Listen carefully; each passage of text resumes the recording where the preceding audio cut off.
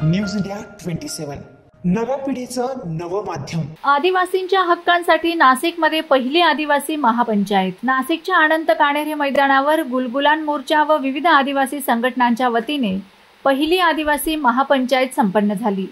अन्न व औषध प्रशासन मंत्री नरहरी झिरवाळ यांच्या प्रमुख उपस्थितीत झालेल्या या महापंचायतीत आदिवासी समाजाच्या हक्कांसाठी ठराव मंजूर करण्यात आले। हे ठराव अनुसूचित क्षेत्रातील ग्रामपंचायतीपर्यंत पोहोचून जनजागृती केली जाणार आहे। महापंचायतीला प्राध्यापक अशोक बागुल, ज्येष्ठ नेते दिनकर अण्णा पाटील, किसान ठाकरे यांसह आदिवासी संघटनांचे प्रतिनिधी, सरपंच व मोठ्या संख्येने आदिवासी बांधव उपस्थित होते। यावेळी मंत्री झिरवाळ यांनी आदिवासींच्या मागण्या योग्य असल्याचे सांगत पेसा भरती संदर्भातील कायदेशीर लढाईत शासन प्रयत्नशील असल्याचे स्पष्ट केले। आदिवासींच्या प्रमुख मागण्या म्हणजे शासकीय आश्रमशाळांमधील पदभरती, ग्रामपंचायतींना वाढीव पेसा निधी, आदिवासी आश्रमशाळा शासनाच्या नियंत्रणाखाली आणणे व पेसा भरतीची तात्काळ अंमलबजावणी। मी आमचं जे काही संविधानाने दिलेले जे काही अधिकार किंवा हक्क जे आहेत त्याचा अभ्यास आमच्या संघटनेवाल्यांनी सगळ्यांनी केलेला आहे। बाबू सर असतील किंवा डॉक्टर दाभाडे असतील, डॉक्टर सुमे सर असतील किंवा ओएम असतील किंवा सरकुंडे साहेब असतील, परवाच आम्ही ती एक मीटिंग केली।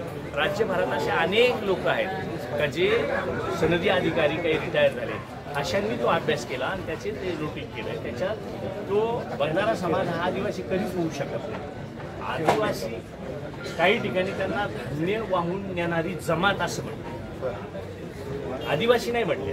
असे खूप सारे बारीक बारीक मुद्दे आहेत जे कुठल्या आधाराने सांगतात, फक्त हैदराबाद गॅजेट याचा गॅजेटियर याचा आधार घेतात, पण त्याच्यात तसं असं स्पष्टता कुठेही नाही आहे। काही राज्यांनी पूर्वी जाऊन बघितले, आपल्याही राज्यानं पूर्वी बंजारा आदिवासी आहे ह्याच्यासाठी सुप्रीम कोर्टापर्यंत गेले, कोर्टाने डिसमिस केलं, मग नंतर ते संसदेत गेले, संसदेने सुद्धा 2 वेळा ते रिजेक्ट केलेलं आहे।